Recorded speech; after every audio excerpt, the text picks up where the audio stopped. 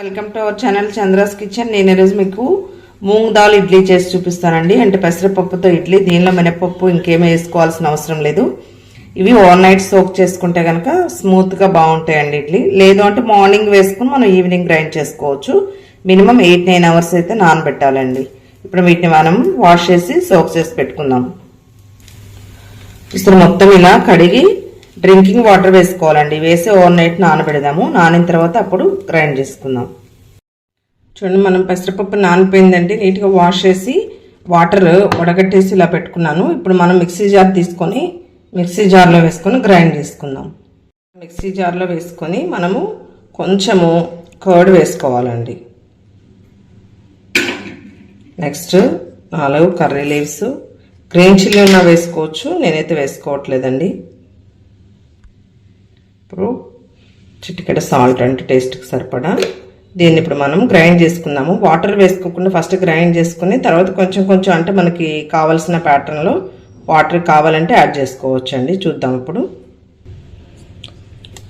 ఇలా ఉంది కదండి, కొంచెము ఇలా మిక్స్ చేసేసుకుని మనం వాటర్ వేసుకున్నాం. కొంచెమే వేసుకున్నాం అండి, ఎక్కువ అవసరం లేదు. ఇలా మొత్తం మిక్స్ చేసి మళ్ళీ ఒక్కసారి మిక్సీ మెత్తగా పేస్ట్ లాగా వేసుకుందాం.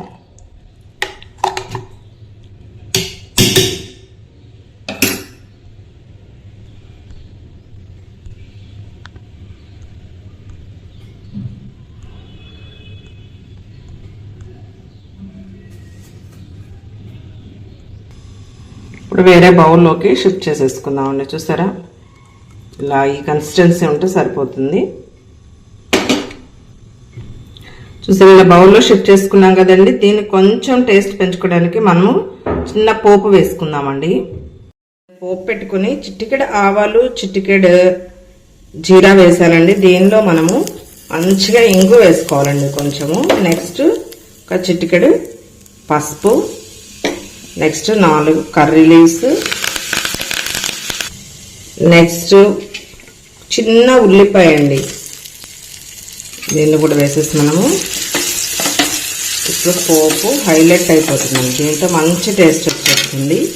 పోపు వేగిపోయిందండి. ఇప్పుడు మూంగ్ దాల్ ప్యాటర్న్లో యాడ్ చేసేసుకుందాం.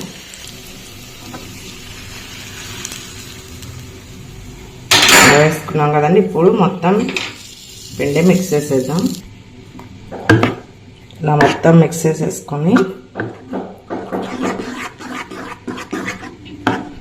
చూసారా, మనకి ఇలా ఉంటే చాలండి. కన్సిస్టెన్సీ ఇడ్లీ పిండి లాగానే ఉంటే సరిపోతుంది. ఇప్పుడు మనము ఇడ్లీ వేసేసుకుందాం. దీన్ని మనం కొంచెం హెల్దీగా ఉండటానికి నేను క్యారెట్ తురుము వేసుకుంటున్నానండి. పిల్లలకు కూడా చాలా మంచిది, హెల్త్ కాన్షియస్లో చాలా బాగుంటుంది. దీన్ని కూడా మిక్స్ చేసేద్దాం.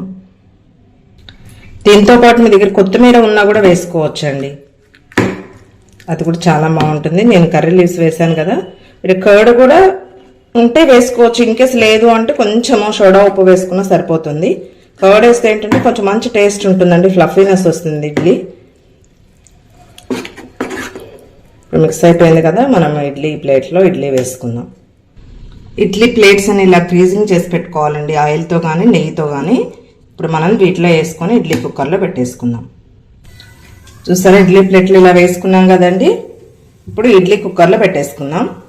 పెట్టుకొని మీకు ఎప్పుడైనా కొంచెం వాటర్ ఎక్కువ అవుతాయి అనే డౌట్ అలా ఉన్నప్పుడు ఇలా ఎంటీ ప్లేట్ వేసుకొని దానిపైన పెట్టుకుంటే కనుక ఆ టెన్షన్ ఏమి ఉండదండి. చూసారా, ఇప్పుడు ఇలా పెట్టేసుకుందాం. అన్నీ పెట్టేసుకున్నాక మూత పెట్టేసుకొని 1 మినిట్ వెయిట్ చేద్దాం. కుక్కర్ విజిల్ వచ్చేస్తుందండి. ఇడ్లీ కుక్కర్ ఇడ్లీ బాయిల్ అయిపోయింది. ఇప్పుడు స్టవ్ ఆఫ్ చేసేసుకుందాం. ఎప్పుడైనా కూడా ఇలా హాఫ్ చేసిన వెంటనే ఓపెన్ చేయకూడదండి మూత. ఒక 1 మినిట్ 2 మినిట్స్ వదిలేయాలి. అప్పుడే కానీ దానిలో ఉన్న ప్రెషర్ అంతా పోతుంది కదా, రిలాక్స్గా వస్తుంది అన్నట్టు. మనం వెంటనే తీసేస్తే ఏంటంటే మెత్తగా అయిపోతాయండి. సో ఒక 1 మినిట్ 2 మినిట్స్ వెయిట్ చేద్దాం. ఇడ్లీ రెడీ అయిపోయిందండి. ఇప్పుడు మూత తీసేసుకొని మనం సర్వింగ్ ప్లేట్లోకి షిఫ్ట్ చేసేసుకుందాం.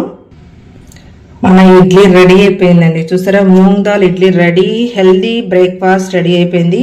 చూసారా, చాలా స్మూత్గా ఉన్నాయండి, చాలా బాగుంది. మీరు కూడా ట్రై చేయండి. నేను దీని కాంబినేషన్ పల్లీల చట్నీ చేశాను, లేదంటే టమాటో చట్నీ అయినా చేసుకోవచ్చు అండి. మీరు గ్రీన్ చట్నీతో కానీ తీసుకోవచ్చు, అల్లం చట్నీ కానీ ఏదైనా కూడా చాలా బాగుంటుంది కాంబినేషన్. చూసారా ఎంత కలర్ఫుల్గా కనిపిస్తుందండి.